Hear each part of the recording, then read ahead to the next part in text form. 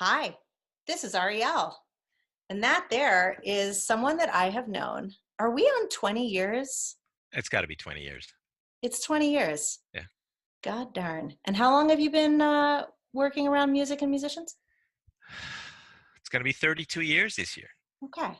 It's a long time. So 32 plus 23. That's what you're getting today. Welcome, Tony Van Veen, disc makers, CD baby, amazing human. I will let you do your own description of how you like to be perceived by indie artists. It is a delight to get to talk to you today. I'm thrilled to be here, Ariel. We don't get to talk nearly often enough. It's very true. So please, for those of them watching that don't know a little bit about you, do fill us in. Well, I am the new CEO of the newly founded DIY media group that includes disc makers, which does CD manufacturing, as I hope everybody knows. It includes Book Baby, which is a book printing and self-publishing company for authors, independent authors, and it includes Merchly, our merch and garment printing company. Uh, until a couple of days ago, I was the CEO of AVL Digital Group, which included all of those companies and CD Baby, which is the leader in independent music distribution, and Host Baby, a web hosting platform for independent artists, AdRev, which is a YouTube monetization platform, etc. And we actually just spun off the digital brands from the physical brands. So congratulations, that's a huge deal. And while we were preparing for this call, Tony and I were talking about something that we're both feeling newly inspired and excited by, which it's really the time for the indie, the rise of the indie. The fact that CD Baby just got spun off is huge. That independent artists and their voices are now being included and invited to the table. We both think bodes extremely well for all of us. It's super exciting. I mean, I have been all indie. I started playing in punk rock bands when I was in college, and I have been very fortunate to be able to spend my whole career kind of with an alignment between my personal passion for music and my profession, and not just music but specifically independent music. And for decades, literally decades, people would turn up their nose at independent, vanity, little bands, what have you. And finally, everything now that anybody can create content, right? And anybody can put content up on YouTube and on social media. Every individual is a content creator with whatever you do on social. And it actually, I think, has elevated independent artists to a level where they're getting respect. And there's so many of them in the aggregate that the dollars to the industry are actually making a real difference. And, I think independent music, with a music industry that is growing by single digits at this point in time after 15 years of declines. I think the independent artist segment, if I recall the latest numbers, is up, I think, either 23 or 27%.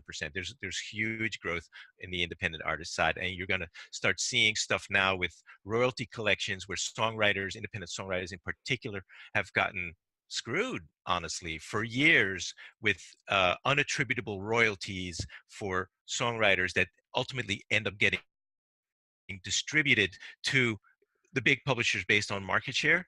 That now, with the spinoff with CD Baby, which is now a partner with Downtown Music Publishing, where they're going to be able to have a much bigger say and a seat at the table with these mechanical licensing committees that is being established, and hopefully be able to get some of that black box revenue to independent songwriters.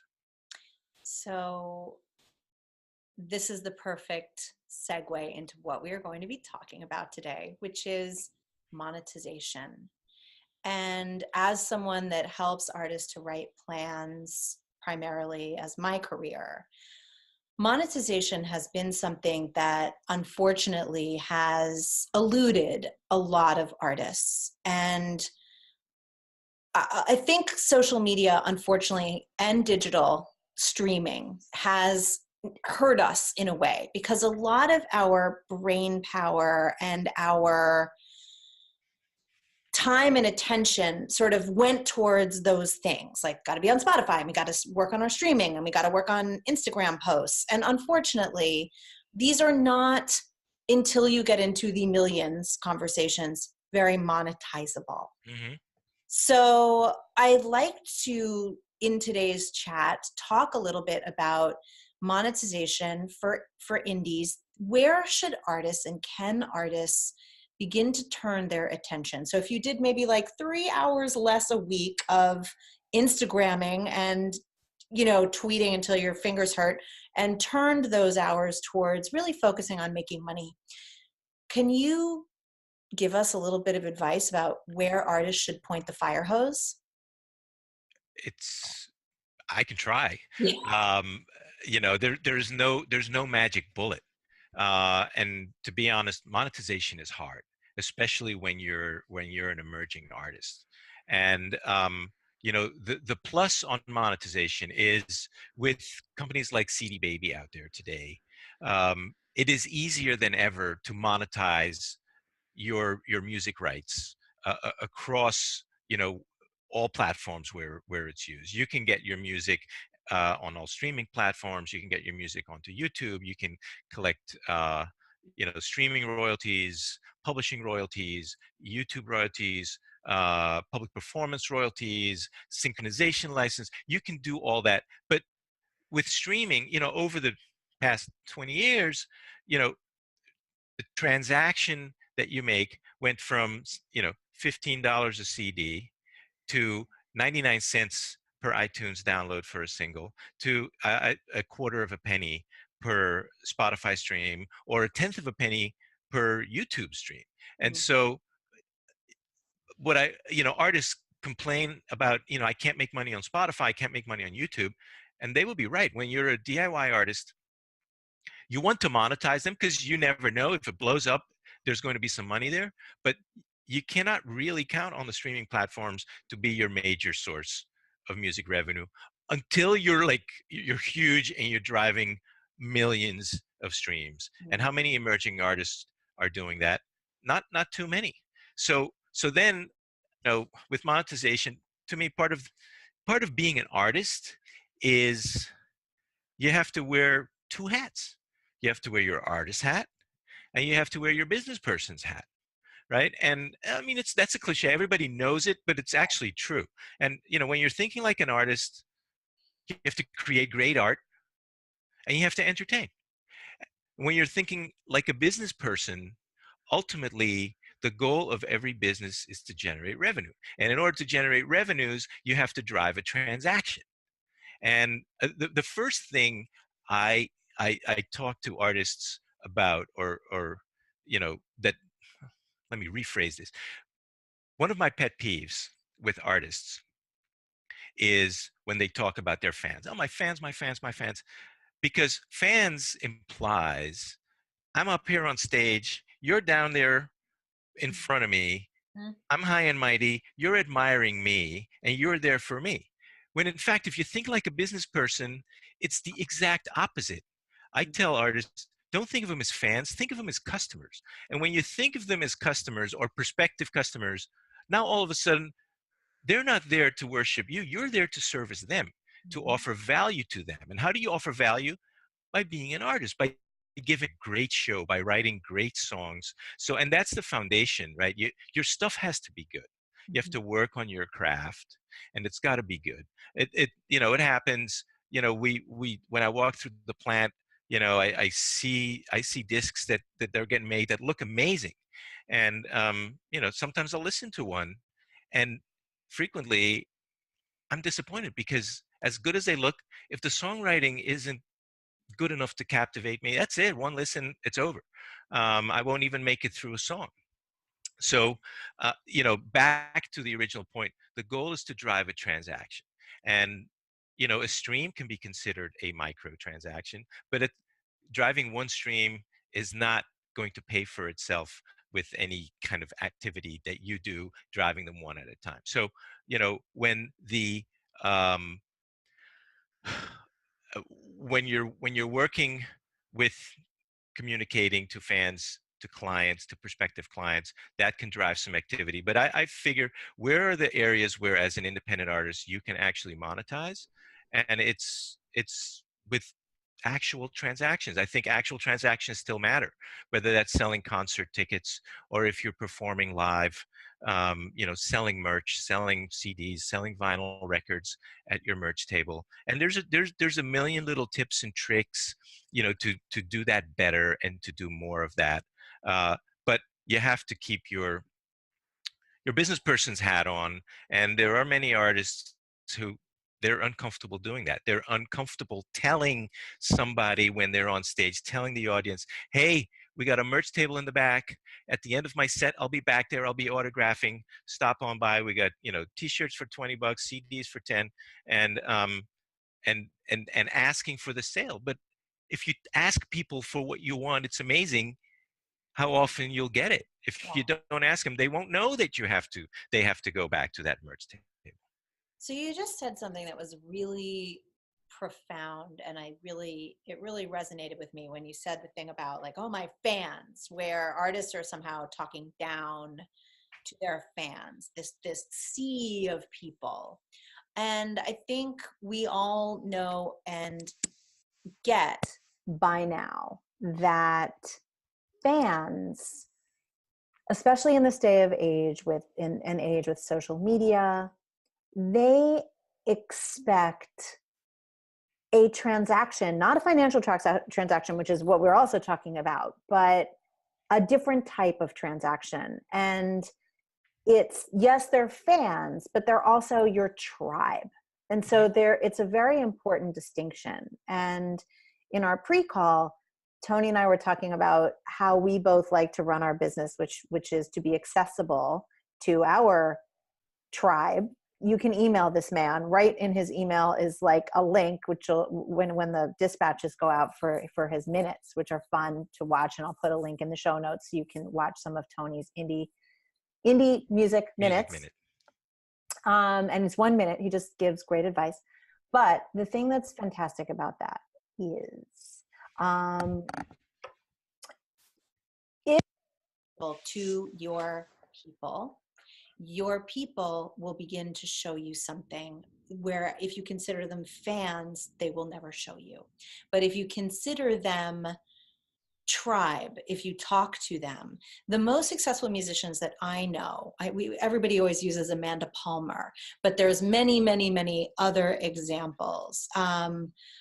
Eric Hutchinson is one of these artists, super approachable, and understands the value of this kind of transaction. And it can start so simply. It can start with your newsletter list, just sending a communication out to your email list and saying, hey, talk to me. Hey, let me know, what song should I cover? Hey, talk to me about what kind of merch I should make. What should I do with my next tour? Anything. Getting your fans to begin to contribute to the conversation and to what you're doing, and sort of be part of something. That is the first transaction that you need. Then the transactions that have to do with selling merch will come so much more easily. Yeah. It won't feel like a sale. It will feel like just an extension of a behavior.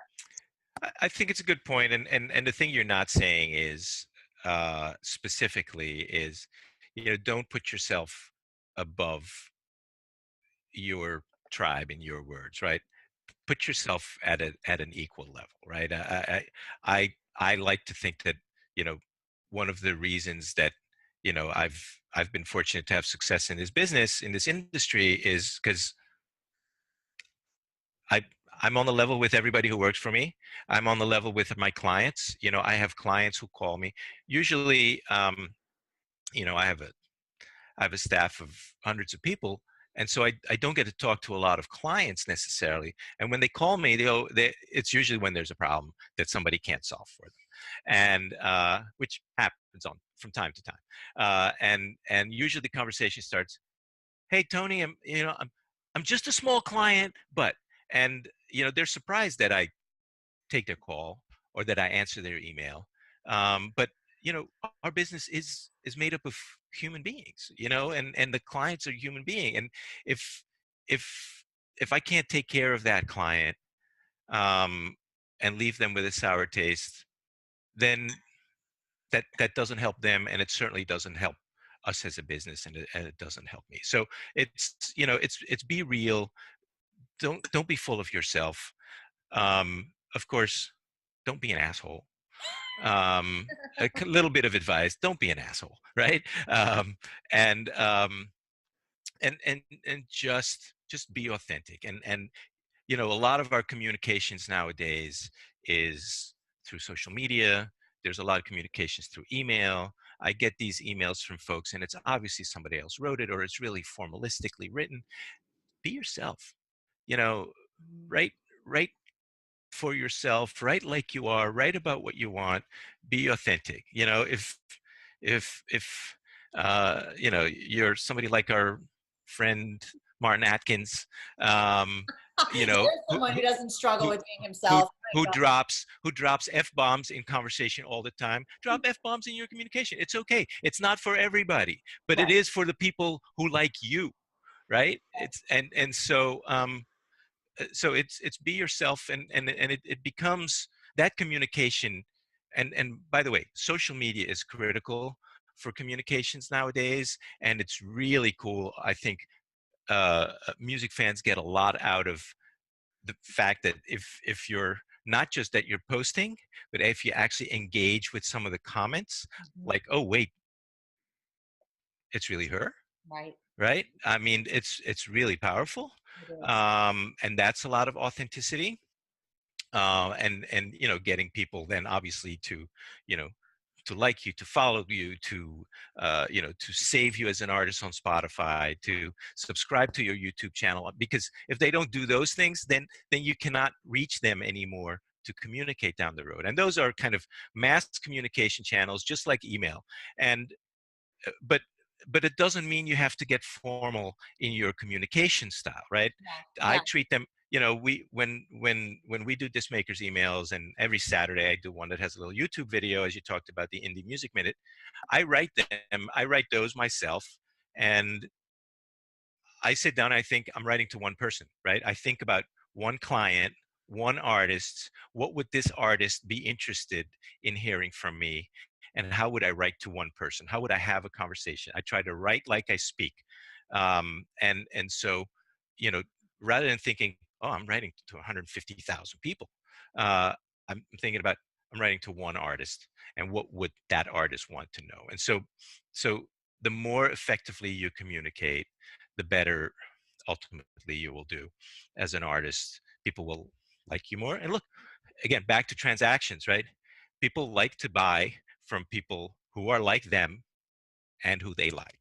That's And true. so, if you come across as a regular human being who's friendly, interesting, puts their pants on one leg at a time, like everybody else, you'll do fine.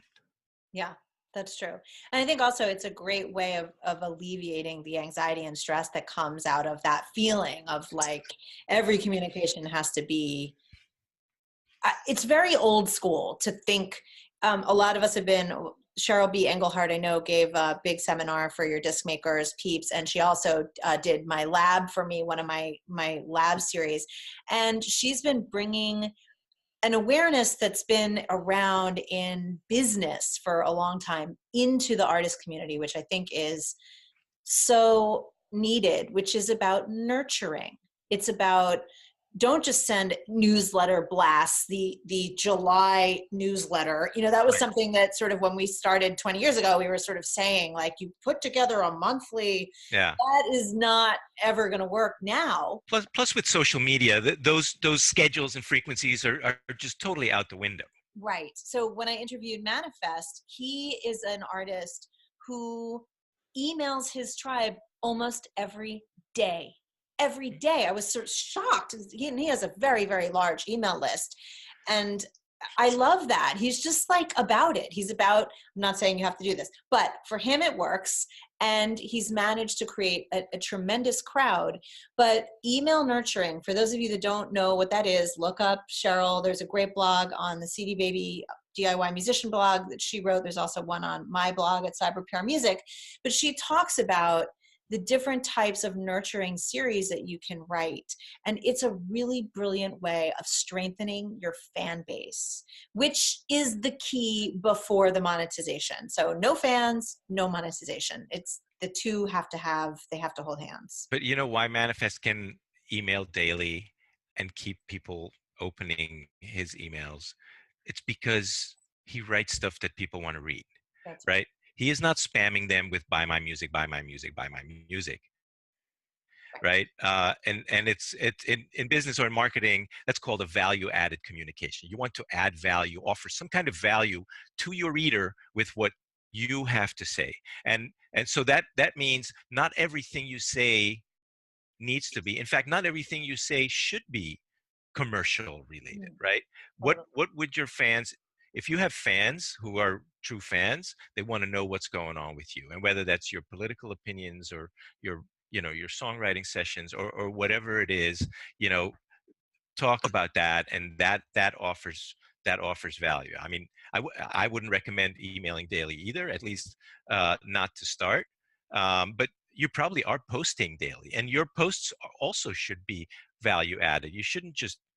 I don't think you should just post willy nilly about just anything. I think it a certain level of discipline about, is this, you know worth a spot in my followers feed, and is it actually something that's interesting? Because if your stuff is interesting, you will not just retain and get more interaction from the folks you already have. If it's shareable, it will help drive additional people, to your social channels. One Yeah. other thing about monetization that I do want to say is, as much as I talked about not everything that you communicate should be commercial, one of our experiences, and I think the experience of most artists, is social is not a great channel to monetize your music. People don't go to Facebook to pull out their wallet, even though more and more advertising is happening. And we are seeing, for our company and other companies, we are seeing dollars coming from social. If you spend dollars on it, right, you do have to spend some advertising dollars on it. But email, I think, continues to be the best channel to actually drive transactions when you have, new albums out, a link to your CD Baby page or your Bandcamp page, or, wherever you have your your your merch, your physical products. Still continues with the right offer to, I think, be the strongest driver of online revenue, that an artist can generate. No question. That is what we keep seeing. I'm in the middle of my crowdfunding course right now, and that's a huge thing we talk about, which is understanding that everything you put out has to have value, has to build a story, has to be something that is interesting. Hmm. That is how you monetize for sure. Yeah. And on that note, monetization, back to that topic, I'd like to hear a little bit from you. One of your indie music minutes, you talked about releasing singles and how historically, because you got 10 years on me, we started in a world of marketing albums back in the 60s, 70s, 80s. Then, of course, we had the huge disruption and iTunes came in, and that's when we started thinking about marketing in a singles world. And now, what's your take on singles and putting music out? Should we still even worry about putting entire albums out?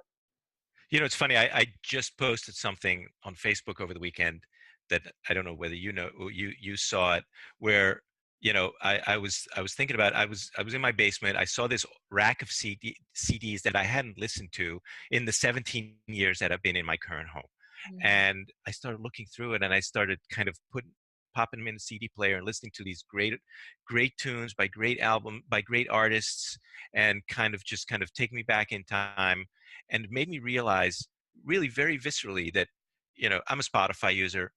um, Spotify and the release radar recommendations, um, have totally changed my music listening behavior over the past better part of a decade, away from, enjoying my existing music catalog with the occasional new purchase, Mhm.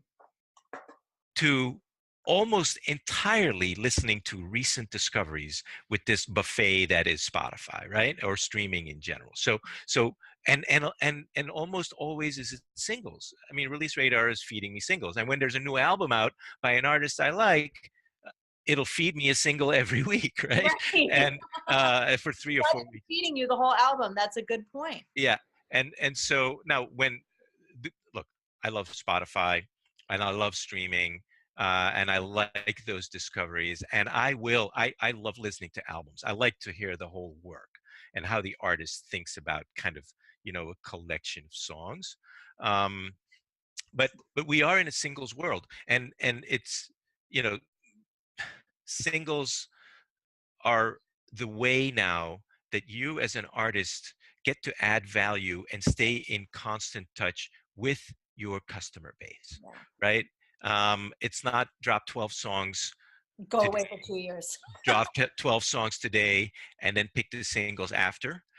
You will Hmm. still drop the 12 songs in many cases, but after, right? You use the singles first, and you dribble your singles out, and so you can still be in the studio working on your album, but your first single, you could already have mixed, and you can drop that. You want your fans to remember you, to stay in touch with you, um, and and so the singles really are the way that you do that. And the buy the listening public, I was going to say the buying public, but with streaming there is not Sadly. one single transaction anymore.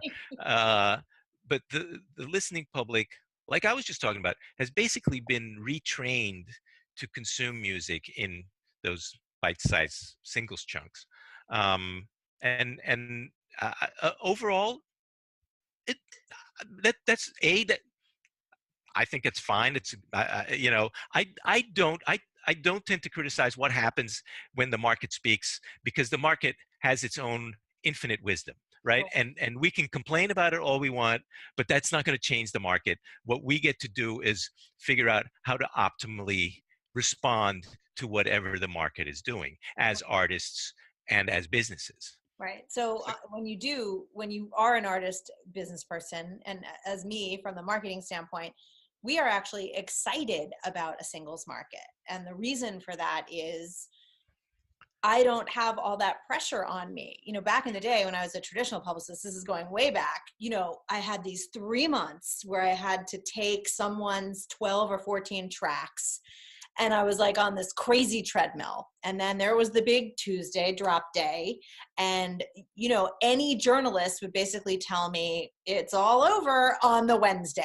So the marketing, as far as the PR side of the house window, was pretty finite. And it was all about the ta-da, the big release day, and what press were you going to get. Then, of course, if the artist went on tour or dropped a video, you had a little bit of extra life. But the beautiful thing from a marketing standpoint and from a Spotify curator standpoint of dropping singles every 4, 6, however you want to do it, but Spotify does recommend between every 4 and 6 weeks. mhm. It gives you 4 weeks or 6 weeks to get the attention of the Spotify curator team and possibly get on some playlists. But more importantly, it also gives you a chance to market specifically one thing at a time. Instead of feeling like a crazy person, you put out one single and make a decision. This is the single that I'm going to use to build my mailing list. Then you've got 4 weeks to do that. Then you can put out another single and go for 4 weeks. I'm going to use this. I'm going to do a show.co, and I'm going to get some unlocks, and I'm going to build my YouTube subscribers, for example. Mhm. And you can do this strategy without feeling like everything has to happen all at once with one single, because the truth is you don't get a message out clearly when you're feeling like you're only doing a little bit on each and every one of these platforms.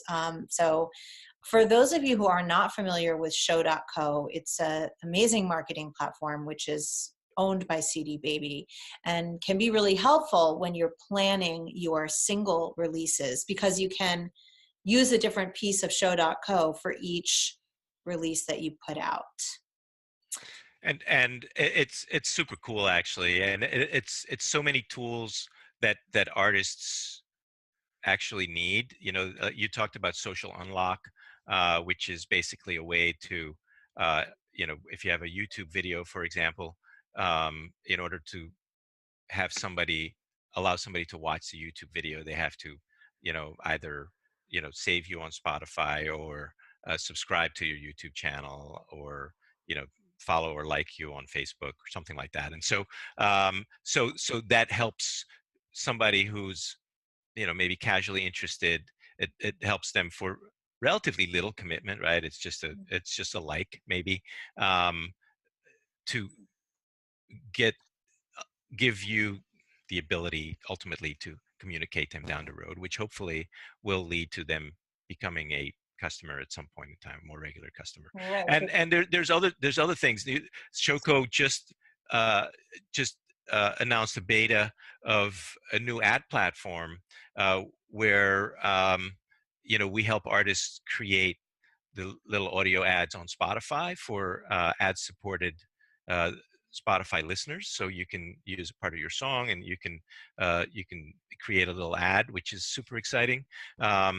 And there's other social media ads that we help artists create, because nowadays, when you post something on Facebook, I think 80% of your fans, your followers, your friends don't see it, I think it's more right? like 99%. It could It's very well totally be. crazy. It's It could really, very well be. And so yeah, if you're an artist, Facebook has, look, Facebook's in the business of making money, right? And it makes money by selling ads and selling your data, right? Like right. it or not. And so, many artists have to get used to the fact that you're going to have to spend a couple of bucks. Now, you don't have to spend an awful lot to boost your posts, but if you want to achieve some results, you have to spend a couple of bucks. And Shoko is an easy way to do that. And some of the tools. So if you want to look into it, it's show.co, is the domain name. And we're really excited about some of the things that, as we continue to kind of build out this, DIY artist friendly kind of marketing tools set, that this will be able to help artists kind of continue to rise. And And we love it because it's a great way of what we call ROC here. I think a lot of times artists tend to focus on where they're making money in not the best way of thinking. Like, if I invest X amount of dollars driving fans to my Spotify, for example, let's just pick a number, $1,000. You're not going to get $1,000 back. Mhm. That's ROI. You should always think about that as a business owner. You're not a moron. But when you think about making an investment in something like that, you have to think of your ROC, as I call it, which is the return on conversation. It's the return on connection. It's about, if I did get several thousand more people to listen to my track and they've saved it, Mhm. now when I put out my next track on their new music release radar, you will appear. So it's a long-term investment Right, play. right. And Showco is brilliant because it begins to get you to think about monetizing social media. And when I say that, I don't mean that money is going to come back in your pocket, but people following you, as you know, liking you, these are important things, because as you put out more and more content, there are more people at the other end of your personal bullhorn. Just putting it up on Spotify is not a thing. Right. But putting it up on Spotify where you already have 100 or 200 or 500 fans waiting, that is a thing. So Yep. that's what Showcode does. Yep. And by the way, speaking of saving, on Spotify, Shoko has a Spotify pre-save function, where if your single's not out yet, you want folks to be able to. You can encourage them to pre-save it, so that on the date that your single launches, it shows up, uh, in their feed. which is huge. So it's your responsibility to shock the Spotify algorithm, not Spotify's responsibility to bring you fans.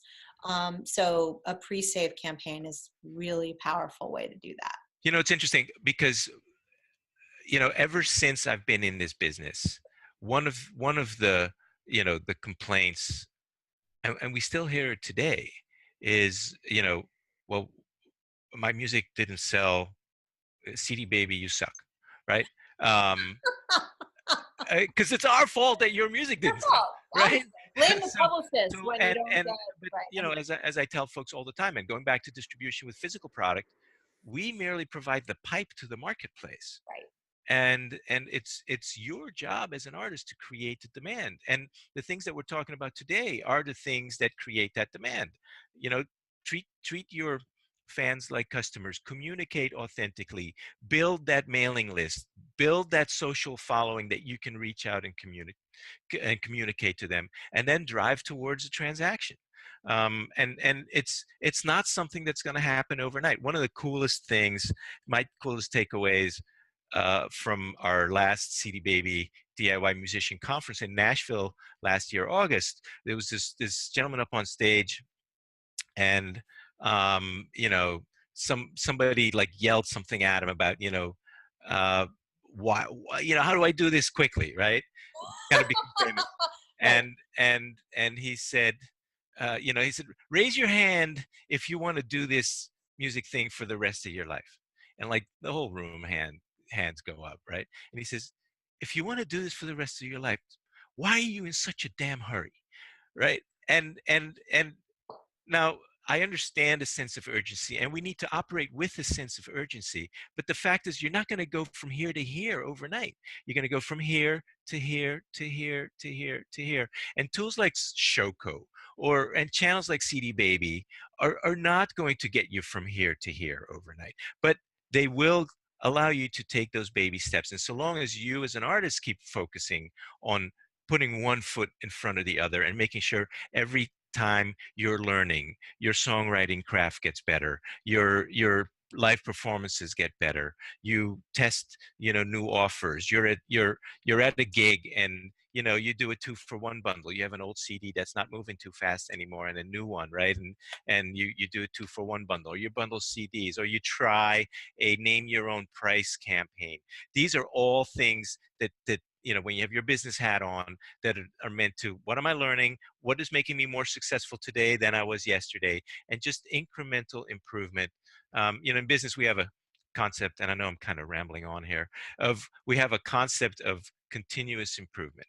And it is just, don't ever feel that you're there, right? Whenever you're somewhere and you're like, wow, that feels good, thinking, all right, what what's next? What do I have to do next?